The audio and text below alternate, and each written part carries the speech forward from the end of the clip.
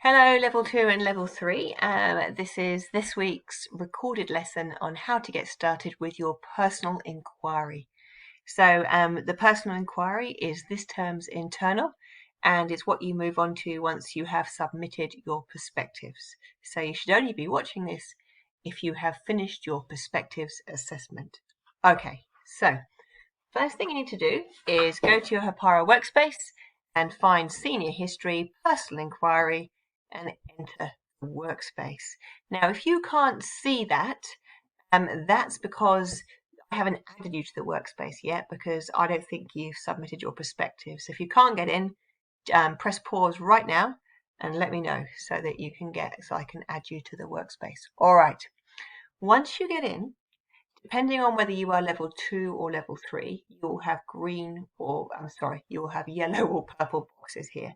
Obviously, you're seeing everything because I'm running this workspace for both year levels. Now, what history inquiry is a personal research topic into, a personal research project into a topic of your choice. Now, if you haven't done it before, this is the important thing to remember. You are not being marked on the results. You are not being marked on what you find out or the end report. You're actually being marked on showing me that you understand how to do an inquiry, how to go through the inquiry process. So what you're actually going to do, the whole point of this, is you're going to decide a topic, gather loads of sources that answer your key focusing questions. You're going to highlight and annotate and analyze those sources. And then at the end, you're going to write a short report that explains not what you learnt, but how the inquiry process was for you. So the first place to go here is here, and that's the inquiry introduction. And that's got kind of all the information you need about standard. So there's the 5 basic steps. You choose your topic, you do some pre-reading. You've got to have some basic knowledge on your topic before you go any further, so you've got to do some background reading, or watching is fine. But I'm going to watch a documentary. You need to complete the inquiry proposal and plan. Then you're going to work with your 4 different sources. You're going to read, highlight, annotate, and do the evaluation. And finally, you're going to write an inquiry evaluation. Now, in the past, there's been a scrapbook that's been done in the classroom, and you would stick your sources in and write all over them. But this time, of course, you're doing it online. If you are going for a higher grade, this is what you need to do. You need to have a complex topic, something that's going to bring up different opinions. You need to make sure you've got a wide range of available information. You have to do more than just do Google searches. That's why I've said touch the history. You're going to have to make a real effort to get difficult, complex sources, to download reports, to organize interviews. You're going to have to tackle some tough sources, and you're going to have to get your head around perspective, usefulness, and reliability. If you just want to pass, it's really not difficult. It really isn't difficult. This is the most straightforward internal, I think, available in history. All you've got to do is work steadily and get it done. Every single person in the class can pass this. Honestly, there's no excuse. Now, when you're searching for sources, these are kind of good places to look. National Library orders. There is a letter from Mrs. Sutton in the workspace.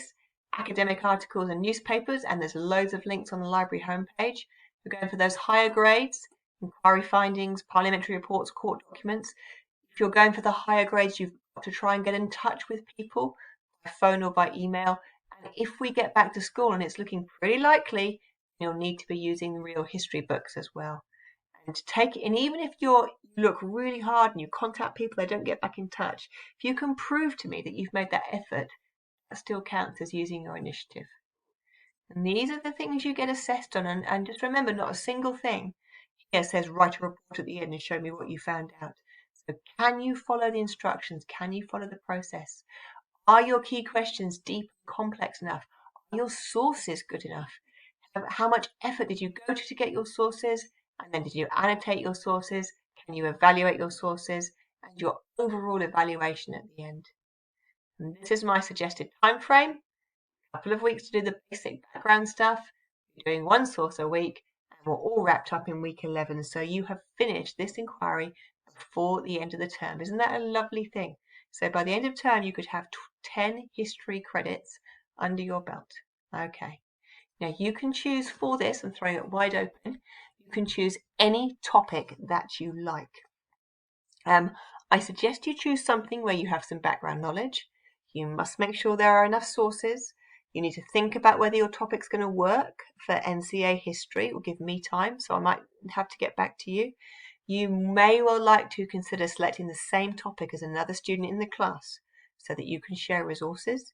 You might want to think about picking something linked to Hiroshima or World War II. If you like World War II, I strongly suggest that you jump onto Netflix and watch some of World War II in colour, because there's loads of good ideas in there. You can't repeat a history or geography topic from previous years. That would be boring and you would not get the grade, but you might pick something that's linked to a topic you have studied previously. If you come into the PowerPoint in your own time, you'll find a ton of topics, New Zealand topics. There are many more. You may have many more ideas. I've tagged these ones for achieved only because I know we don't have the depth of resources out there to get a higher grade. And again, I've put a ton of international topics in here. And again, I've just tagged just a couple that I know don't have enough depth for a higher grade at level 3. Okay, so that's probably it for that. All right. So once you've looked at my PowerPoint and you've got some ideas about what topic you might like to do, then it's time to find your inquiry template. If you're level 3, you'll click on the yellow one, and if you're level 2, you'll have a purple one. We're going to work out of the yellow one today. Actually doesn't make any difference because they're almost identical. It's just that the level 2 assessment requirements are not as exacting. They're not as tough. They're not as difficult. So if you are in level 2 and you do a really amazing inquiry, I may say to you, would you like me to mark this at level 3? And you could actually have the option of getting some level 3 credits if that's what you want, and that would be absolutely fine. So you jump in the document and you can click on the inquiry task. If you would like to read that, that link takes you to an explanation of the task. I recommend that you do that. And then this is really handy because in this table of contents, it actually lists all the steps that you need. If you are level 2, you only do 4 sources. You don't have to do there's no option to do a 5th source. If you're level 3, you're going to do 4 sources and have the option of a 5th source. All right, so wherever you see this kind of sand color in the document, that is where you are expected to write something. Wherever you see this sky bluey color, that's where I'm supposed to write something.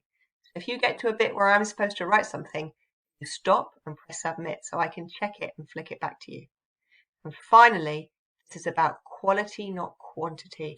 I don't want all the extra bits of your inquiry that weren't useful. I don't want all the rubbish. I only want the stuff that counts, the stuff that's relevant.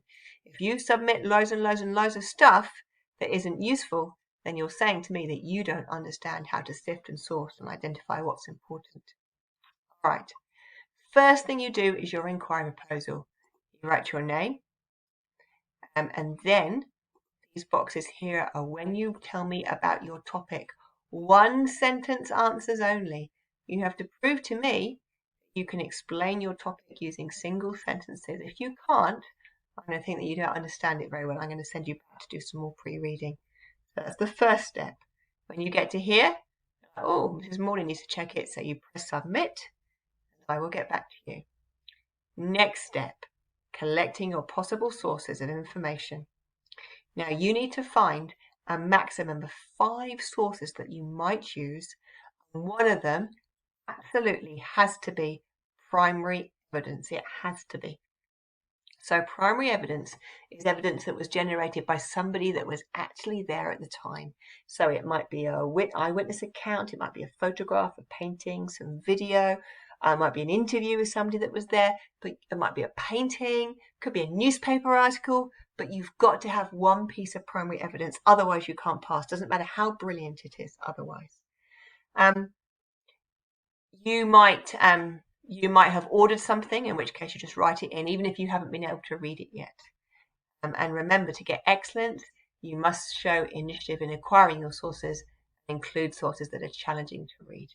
Now, these sources that you list here They may end up not being the ones that you use in your inquiry because you find better ones, and that's absolutely fine.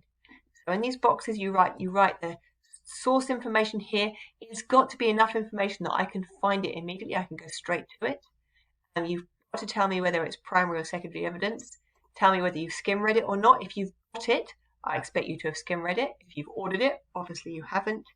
And then if you have skim read it, what sort of information or opinions do you expect it to contain? So you might say, oh, it's got a really good background. It's got some really good background information on the topic. Or you might say it's really detailed on the battles and it's got all the statistics, for example. And when you get to this bit, you stop, submit, because I need to have a quick look. Okay, last part of this week's work, and that's deciding on your key focusing questions.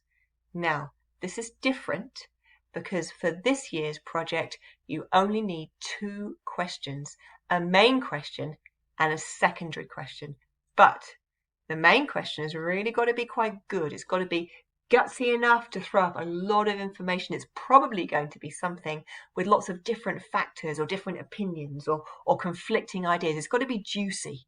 So if you need some help with your key focusing questions, all you do is click on this link here, and it takes you to a handy document that I wrote that has lots of different suggestions of questions from the 6 different concepts of historical thinking. So just say you were doing the atomic bomb, which you're probably not, you're probably sick of it. If you were, the ethical dimension would have been awesome, or historical perspectives would have been awesome. If you were doing a battle, say a World War II battle, cause and consequence would work well. If you were doing, saying, women's votes in New Zealand, then continuity and change questions would be brilliant. So you need to have a look through. You don't have to have exactly these questions. They're just suggestions, and they're a really good place to start when coming up with your 2 decent questions.